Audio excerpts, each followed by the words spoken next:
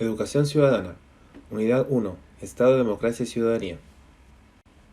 Cápsula número 2. Democracia. Objetivo.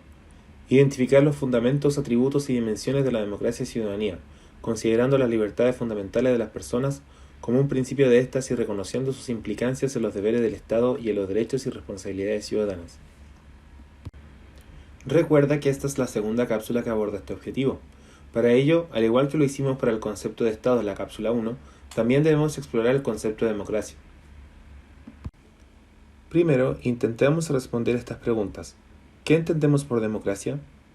¿Qué atributos tiene una democracia contemporánea? Para responder estas y otras preguntas de exploración, la mejor estrategia es el análisis de fuentes, ya que podemos contrastar y comparar diversas fuentes que tratan un mismo tema, pero desde perspectivas o de enfoques distintos. Nuestra primera fuente se encuentra en el recurso número 1, la democracia en concreto según Giovanni Sartori. Sartori fue uno de los pensadores contemporáneos más relevantes en el análisis de la democracia en los sistemas de partidos políticos. Controversial y a veces irreverente, se caracterizó por su forma lógica de ver la ciencia política opuesta al idealismo y concentrada en la relevancia de las ideas en la realidad. En su libro Teoría de la democracia distinguió tres aspectos fundamentales para definirla. Para Sartori, la democracia es en primer término legítima, dado que el poder político proviene del consenso verificado del pueblo y a su vez que esté condicionado y sea revocado mediante elecciones libres. Jamás debe provenir de la autoinvestidura o el uso de la fuerza. También es representativa, dado que el poder se ejerza desde el pueblo, pero de forma representativa y no directa, evitando mecanismos como el plebiscito para tomar decisiones como por ejemplo si un país aplicará o no la pena de muerte. Y por último, ideal. Definir democracia desde lo que debería ser y no desde lo que existe, de manera que la democratización de una sociedad no sea una meta alcanzable, sino un proceso constante y siempre perfectible. Nuestra segunda fuente se encuentra en el recurso número 2, titulado Hannah Arendt sobre la igualdad. Hannah Arendt, filósofa y teórica política de origen alemán, es considerada por muchos una de las filósofas más importantes del siglo XX. Trabajó sobre variados temas, aunque más conocida por sus escritos acerca del poder, el totalitarismo y la naturaleza del mal. La esfera pública está basada en la ley de la igualdad. La igualdad, en contraste con la simple existencia, no se nos otorga sino que es el resultado de la organización humana, en tanto que la guía el principio de la justicia. No nacemos iguales, llegamos a ser iguales como miembros de un grupo por la fuerza de nuestra decisión de concedernos mutuamente los mismos derechos. Nuestra vida política descansa en esta presunción. El recurso número 3 presenta la fuente número 3. ¿Se puede medir la democracia?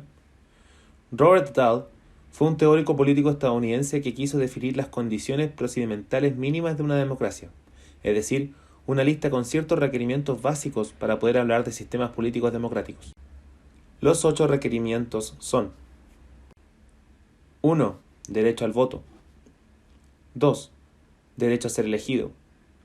3. Derecho a competir por apoyo electoral. 4. Elecciones periódicas, libres y justas. 5. Libertad de asociación y organización. 6. Libertad de pensamiento y expresión. 7. Acceso a fuentes alternativas de información. Y 8. Políticas públicas que dependan del voto y otras expresiones de la preferencia. Nuestra fuente número 4 se titula Separación de poderes. En la actualidad, una de las cualidades fundamentales de la democracia es la separación de poderes del Estado, un mecanismo que evita la excesiva concentración de poder en una sola persona o institución.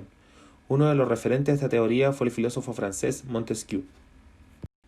En cada Estado hay 3 clases de poderes: el legislativo, el ejecutivo de las cosas pertenecientes al derecho de gentes y el ejecutivo de las que pertenecen al civil. Por el primero, el príncipe o el magistrado hace las leyes para cierto tiempo o para siempre, y corrige o deroga las que están hechas. Por el segundo, hace la paz o la guerra, envía o recibe embajadores, establece la seguridad y previene las invasiones. Y por el tercero, castiga los crímenes o decide las contiendas de los particulares. Este último se llamará poder judicial, y el otro simplemente poder ejecutivo del Estado. En el estado en que un hombre solo o una sola corporación de próceres o de nobles o del pueblo administrase los 3 poderes y tuviese la facultad de hacer las leyes, de ejecutar las resoluciones públicas y de juzgar los crímenes y contiendas de los particulares, todo se perdería enteramente. Según la RAE, la democracia es aquella forma de gobierno en la que el poder político es ejercido por los ciudadanos.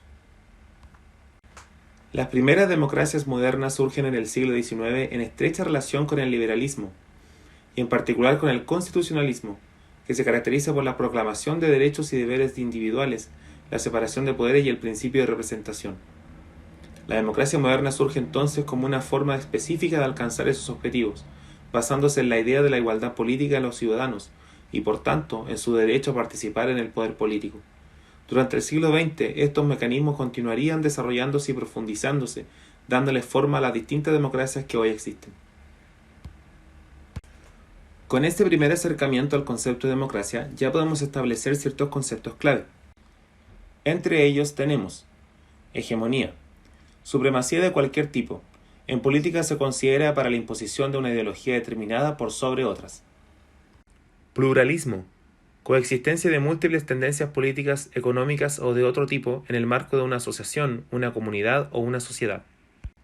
Autoritarismo, régimen político que se basa en el sometimiento absoluto a una autoridad. Y finalmente, cultura política, conjunto de valores, creencias y conductas que determinan la idea de las personas hacia un sistema político. ¿Cuáles son los antecedentes históricos de la democracia? Según el recurso número 5, titulado ¿Qué tan distinta a la de hoy fue la democracia ateniense del siglo VI a.C.? Establece que uno de los primeros antecedentes históricos de este concepto se encuentra en la Grecia antigua. En el siglo VI a.C., Atenas tuvo un régimen político en el que el gobierno se encontraba en las manos de todos sus ciudadanos, aunque la condición de ciudadano estaba reservada solo a los varones libres nacidos en la polis. Quedaban así excluidos los esclavos, las mujeres, los extranjeros y los menores de 30 años. Los ciudadanos se reunían en la asamblea, o eclexia, para decidir por ellos mismos los asuntos públicos sin necesidad de delegar la responsabilidad en representantes. Con esto podemos afirmar que el concepto de democracia ha tenido una evolución durante el tiempo. Con ello, podemos establecer similitudes y diferencias entre lo que se creía antes de democracia y lo que persiste hoy. Las similitudes o semejanzas son: el fundamento de la autoridad fue la argumentación racional. Quienes ejercían el poder debían aportar razones que fueran aceptables para el resto de los ciudadanos. Existía una relación intrínseca entre ciudadanía y participación. Aristóteles, por ejemplo, consideraba esta relación como una característica básica del ser humano. La importancia de la educación cívica o ciudadana, sostenida en la idea de que una democracia no puede funcionar sin ciudadanos bien formados y moralmente íntegros. Por otra parte, las diferencias son: las comunidades en la antigua Grecia eran pequeñas. En un principio al menos todos sus ciudadanos se conocían. Fueron en sociedades económicamente independientes y en las que gran parte del trabajo era realizado por esclavos, quienes estaban excluidos de la política, lo que evitaba el antagonismo de clases. Operaba mediante una democracia directa, es decir, cada ciudadano participaba en todas las deliberaciones y los cargos públicos eran elegidos al azar mediante un sorteo. El recurso número 6 se denomina ¿Es la democracia una invención europea? Los antiguos griegos y romanos dejaron numerosos registros descritos sobre sus sistemas políticos, registros que a su vez fueron estudiados y resignificados ampliamente durante la Ilustración. Esto hizo que por mucho tiempo se pensara que la democracia representativa moderna era un legado exclusivo de los pueblos europeos. Hoy en día, esta teoría ha sido puesta en cuestión. Incluso si la democracia representativa fuese una invención moderna y europea, prácticas democráticas como la Asamblea Popular, la elección de líderes mediante votación o la deliberación pública no serían particulares ni de Europa ni de la Edad Moderna. Al contrario, es posible encontrarlas en sociedades que anteceden al Estado moderno en la mayor parte del mundo. Algunos ejemplos son las asambleas Kampong en Malasia, los consejos de las confederaciones amerindias, el Gumlao Kachin de Purba, el Apus Maorí, el Kotwet de Sabey, actual Kenia, los Panchayats de India o el Glotol en Botswana. En el recurso anterior se señala que hay muchas prácticas consideradas como democráticas que anteceden al Estado moderno y que están presentes en diversas sociedades. Ejemplo de esto es el sistema de representatividad creado por la comunidad indígena Haudenosaunee de América del Norte, presentado a continuación. Cuando se planteaba una cuestión pertinente a la Asamblea de la Confederación, el Tododaho citaba a los 50 sachems que representaban a los clanes de las 5 naciones. Cada una de las naciones delegaba un número distinto de sachems, pero esa desigualdad no tenía repercusiones, ya que todas las decisiones debían ser tomadas por unanimidad. Cuando debían tomar una decisión sobre un tema especial de importancia y de urgencia, sus miembros tenían que someter el asunto a la decisión de su pueblo en una suerte de referéndum. La liga se basaba en el consentimiento de los gobernados. Nuestro recurso número 7 se titula República y Democracia. La antigua República Romana no fue una sociedad democrática. Sin embargo, muchas de las instituciones políticas que hoy caracterizan a una democracia fueron inspiradas en ella y en algunos de sus ideales republicanos, como los siguientes. Un gobierno mixto, que incluye la representación de diferentes grupos sociales y puede así buscar un equilibrio entre sus respectivos intereses. La virtud pública, entendida como la integridad moral de los ciudadanos que los inclina a combinar sus intereses particulares con el bien público, aunque ello signifique posponer sus propias ambiciones. ¿Cuáles son los fundamentos de la democracia? Para responder esta última parte de nuestra cápsula, tomamos el recurso número 7, Thomas Hobbes sobre el contrato social. El libro Leviatán de Thomas Hobbes es reconocido como uno de los primeros en referirse a la teoría del contrato social, específicamente entre el monarca absoluto y sus súbditos. Al igual que otros escritores de su época, sus postulados se fundamentan en el estado natural de la humanidad para justificar su necesidad de gobierno.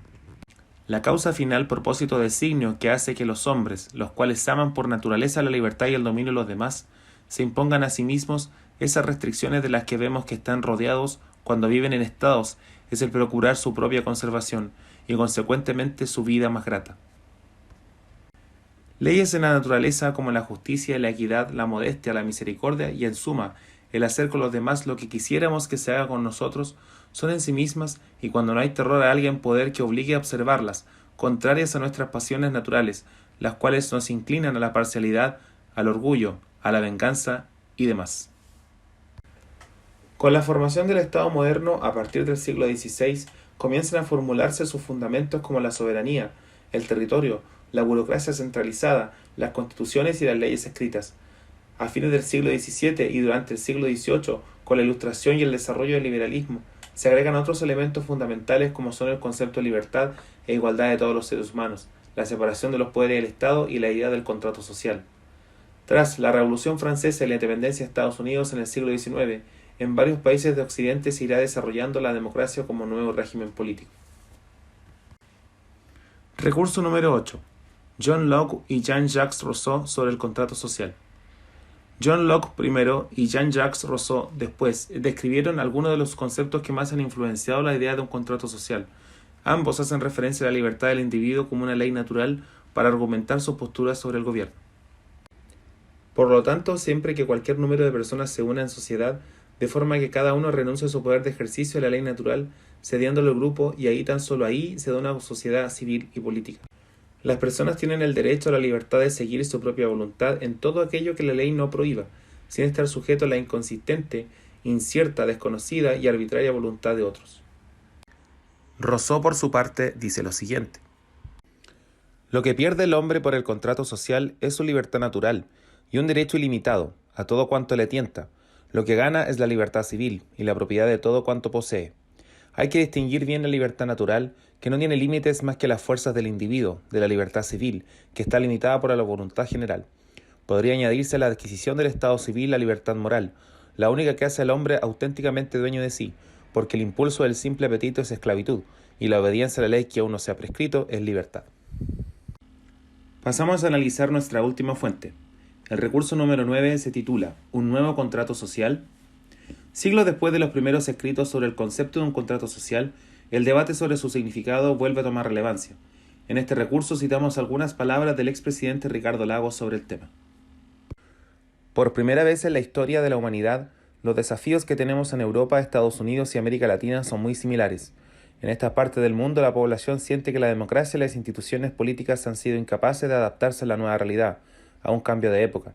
La única manera que tienen los sistemas democráticos actuales de sobrevivir es implementar un nuevo contrato social que les permita adaptarse a las nuevas realidades, impulsar la integridad de sus instituciones y recuperar las prácticas que posibiliten a los sectores más desfavorecidos progresar y alcanzar un bien común para todos. ¡Felicidades! Has completado la cápsula número 2, Exploración del concepto de democracia. Muchas gracias por tu atención.